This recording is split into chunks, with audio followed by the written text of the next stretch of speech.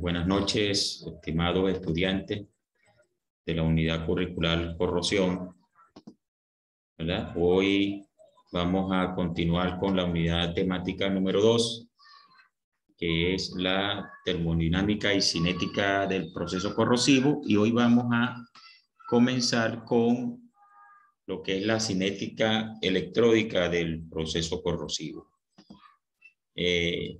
La cinética en un proceso corrosivo viene dada por la velocidad con que se transfieren los electrones en esas reacciones electroquímicas.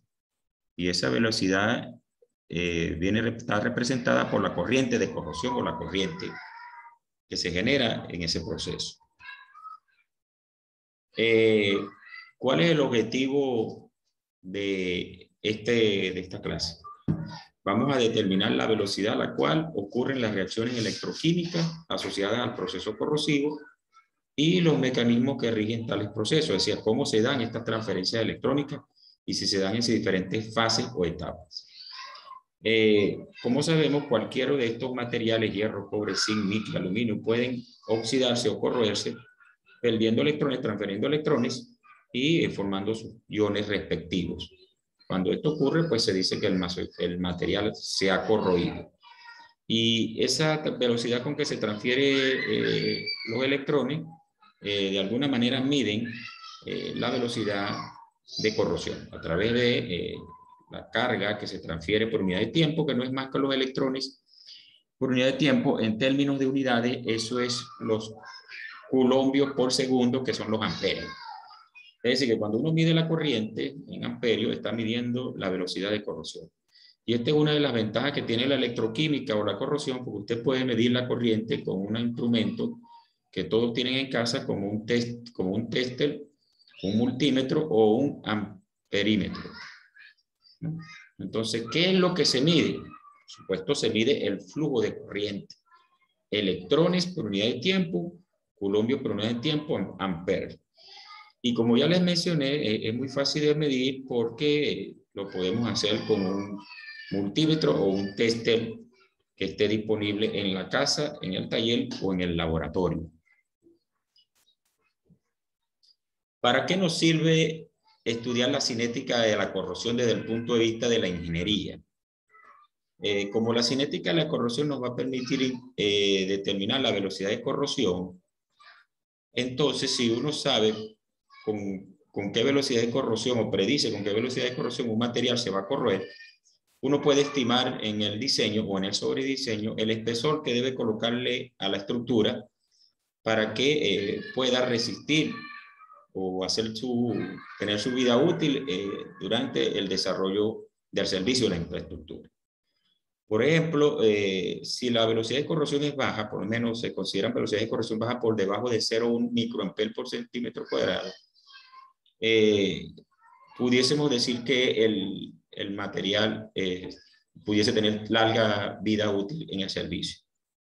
Pero hay materiales como los aceros estructurales, cuando están presentes en medios electrolíticos agresivos como el agua de mar, que esa velocidad de corrosión son significativas. Para este caso están alrededor de 0,1 a 0,15 milímetros por año, que es de 10 a 15 microamperios por centímetro cuadrado. Si eso fuera el caso, entonces nosotros podemos, y ya lo hemos hecho en clases anteriores, estimar el espesor que se va a consumir en ese proceso corrosivo, y nosotros podemos desde el diseño colocar un sobredimensionamiento adecuado que nos permita cubrir la vida útil preestablecida de esa infraestructura o de ese material para el servicio. Ahora bien, vamos a conocer ahora cómo se desarrolla o cómo visualizamos ese proceso corrosivo. ¿Cuándo comienza un proceso corrosivo y cómo se va desarrollando a medida que ocurre tal proceso? Fíjense, vamos a definir algo o a tratar de entender lo que se llama el potencial de equilibrio. Recuerden que el potencial está asociado nuevamente a la energía libre de Gibbs del sistema, ¿sí? Que lo vimos al final del curso, al inicio del curso, perdón, y es una medida del nivel de energía del sistema. Entonces, fíjense, cuando usted sumerge un material en un electrolito, que no contiene sus iones, o sea, no hay iones del electrolito, del metal en el electrolito, ese metal tiene la tendencia a ceder al electrolito sus iones. Entonces, cuando uno toma una foto de esta circunstancia, uno va a ver que el metal es más positivo que la capa adyacente del líquido. ¿Ok? Y hay una diferencia importante de carga o de potencial en la interfaz. A medida que transcurre el tiempo, ese metal cede sus iones a la interfase o a la solución adyacente del electrolito, ¿verdad? Y comienza el proceso, digamos, de redisolución. ¿Ok? Y a medida que transcurre el tiempo, pues va a ceder más carga y va a haber un momento en que las cargas que están en la zona adyacente del electrolito se hacen iguales a las cargas que están en la interfase de la superficie del electrodo. Cuando esta configuración de cargas se establece o este transporte de cargas se detiene, entonces decimos que estamos en la condición de equilibrio. ¿Y cuál es esa condición de equilibrio? Bueno, en esa condición de equilibrio está que el metal está en equilibrio con los iones adyacentes en la solución y se establece una diferencia de potencial entre el metal y el líquido. O sea, hay una diferencia de potencial aquí entre el metal y el líquido, que es igual al potencial de equilibrio. Es decir, cuando la distribución de las cargas en la interfase metal-electrolito son constantes, son iguales o ya no varían con el tiempo, se dice que estamos en condición de equilibrio. Estamos en condición de equilibrio, se establece una diferencia de potencial, pero a esa condición de equilibrio no hay flujo neto, no hay transporte de carga y por lo tanto la corriente de equilibrio sería igual a cero. Estamos en condición de equilibrio termodinámico. Ahora, sobre esa situación vamos a entender lo que es el sobrepotencial y lo que es la polarización. Cuando ese material, vamos a suponer que sea zinc en medio ácido, el zinc se corroe a zinc más 2, y en el medio ácido la reacción catódica que controla, hemos dicho que es la evolución de hidrógeno. En condiciones de equilibrio, lo que se va a presentar es que la velocidad de redisolución anódica del zinc sería igual a la velocidad de reducción catódica de los protones. ¿Verdad? Cuando esta condición se desplaza fuera del equilibrio, es decir, que predomina una de las reacciones, supongamos que predomina la redisolución del zinc, ¿sí? Entonces se rompe ese potencial que estaba de equilibrio, se rompe y es movido a un potencial de equilibrio como resultado de una reacción electródica neta, es decir, cuando este es más rápido que este, hay una velocidad anódica diferente y mayor que la velocidad catódica. Y por supuesto que se genera un flujo de corriente neto a través de la interfase metal-líquido.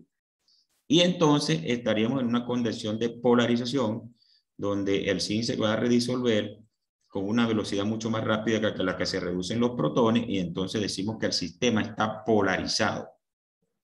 Está en polarización, tiene un sobrepotencial que genera un flujo neto de corriente y podemos afirmar con seguridad que la velocidad de redisolución anódica del material, para este caso el zinc, será diferente y mayor a la velocidad de reducción de los protones para la evolución de hidrógeno como reacción que controlaría el proceso corrosivo. Ahora vamos a ver las magnitudes o cómo podemos visualizar las magnitudes de ese sobrepotencial.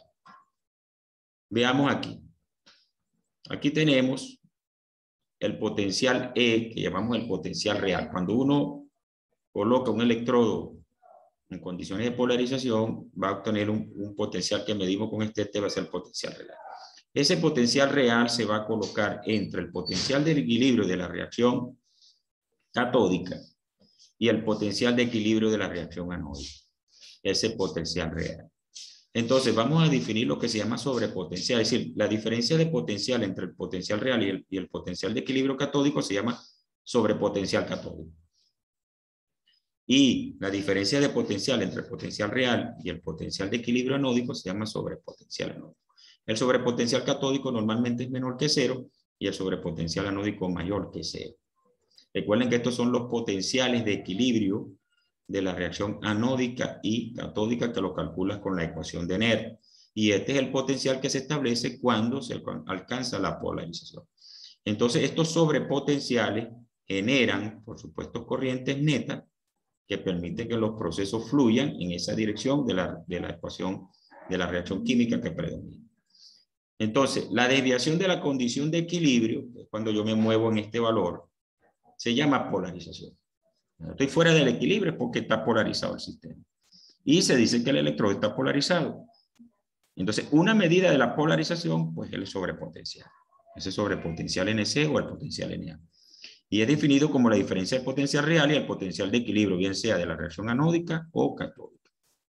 Cuando ocurre el proceso corrosivo en la superficie del metal, el potencial real toma un valor entre el potencial de equilibrio de las reacciones anódica y catódica.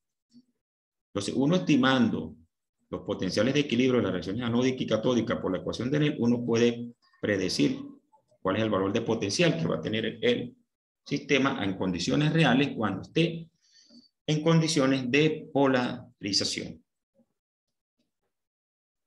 Ahora, eso es con respecto al potencial. Vamos a ver qué le pasa a la corriente en esa condición. Por ejemplo, vamos a ver qué es la densidad de corriente de intercambio y cómo vamos a utilizar esta corriente para los cálculos de la velocidad de corrosión. Por ejemplo, en el potencial de equilibrio de una reacción ocurre una reacción de oxidación y reducción, ambas a la misma velocidad. Por ejemplo, pongamos el ejemplo zinc, entonces vamos a suponer que la velocidad con que se redisuelve el zinc en el electrolito a sigma 2 va a ser igual a la velocidad con que los iones zinc se depositan por acá. Esa sería una condición de equilibrio. Si estamos en condición de equilibrio, entonces las velocidades son iguales, entonces la corriente neta o la corriente de intercambio en condiciones de equilibrio igual a cero. Nuevamente, en condiciones de equilibrio no hay corriente neta, entonces sería igual a cero. En condiciones de polarización, por supuesto que habrá una corriente de intercambio diferente de cero. Entonces, se puede decir que la velocidad de reacción en cada dirección puede ser expresada por la velocidad de transporte de carga, llamada corriente o densidad de corriente, o corriente de intercambio o densidad de corriente de intercambio. Y dice, la velocidad de reacción neta o la densidad de corriente neta es cero en condiciones de equilibrio. Es el mismo es la condición de partida cuando se establece el potencial de equilibrio que presentamos en las láminas anteriores. Ahora bien, en condiciones de polarización, vamos a ver los factores que afectan esa densidad de corriente de intercambio y qué valores tienen. Condiciones de polarización, esa corriente de intercambio, por supuesto que no es cero y va a depender del valor del sobrepotencial a la cual va a estar sometido. Entonces, ¿de qué factores depende la densidad de corriente de intercambio? Por supuesto, de la reacción electródica. ¿Sí? ¿Cuál va a ser la reacción electródica? Reducción de hidrógeno, reducción de oxígeno, deposición del metal o oxidación del metal. Del material electródico, del tipo del electrolito y su concentración y de la temperatura. Esos serían los 4 principales factores o 5 que dependen la corriente de intercambio. Aquí presento una tabla que presenta los valores de corriente de intercambio y pendientes de Tafel. Ahorita solamente voy a hablar de las corrientes de intercambio. En el próximo video voy a hablar de las corrientes de Tafel y el modelo de Tafel para las curvas de polarización. Pero hasta hoy voy a llegar hasta acá para explicar un poco lo de las corrientes de intercambio. Esta corriente de intercambio toman valores dependiendo de este material. Aquí tenemos una tabla, por ejemplo, para la reducción de hidrógeno, evolución de hidrógeno, dependiendo del material y la temperatura que se lleva a cabo y la concentración y el tipo del electrolito, ellos van a tener un valor propio, un valor constante que se determina experimentalmente. Por ejemplo, vale 10 a la menos 6 amperios por centímetro cuadrado para la reacción de hidrógeno a menos 16 a 16 grados Celsius sobre hierro en ácido clorhídrico 1 normal. Entonces, eso es esta que está aquí, es sobre hierro, buscamos la del hidrógeno, sobre hierro, sobre hierro a 16 en 1 normal ácido clorhídrico vale 10 a la menos 6, este valor que está aquí. Okay, vamos a usar el lápiz aquí para resaltar. Aquí está el hierro, ¿verdad? Y aquí estaría el valor de la velocidad de corrosión que estoy señalando como un valor determinado experimentalmente. Ese sería este que está aquí. Ahora vendría este otro ejemplo. Vale 9 por 10 a la menos 12 amperes por centímetro para la reacción de oxígeno a 20 Celsius, pero este es sobre platino en ácido sulfúrico 0,1. Entonces la de oxígeno sobre platino a 20 grados Celsius en ácido sulfúrico 0,1 vale 9 por 10 a la menos 12. Me disculpan aquí el círculo. Y vale 2 por 10 a la menos 15 para la reacción de deposición de zinc, que es la inversa de la corrosión, a 25 Celsius en sulfato de zinc. Entonces sería este valor que está aquí, 2 por 10 a la menos 5. Entonces, esa sería la corriente de intercambio, que después la vamos a suponer igual a la corriente de corrosión. Y ya voy a explicar en otro video qué sería eso.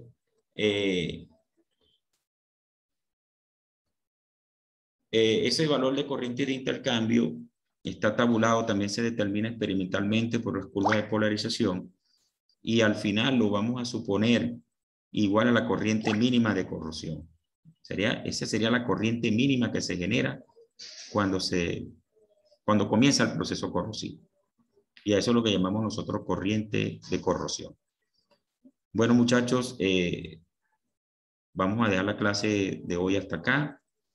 Mañana vamos a continuar con esta parte. Vamos a hacer estas clases un poco más concretas para que ustedes puedan hacer un seguimiento adecuado y puedan plantear sus inquietudes en los encuentros que tendremos por estos medios. Que tengan feliz noche. Muchas gracias.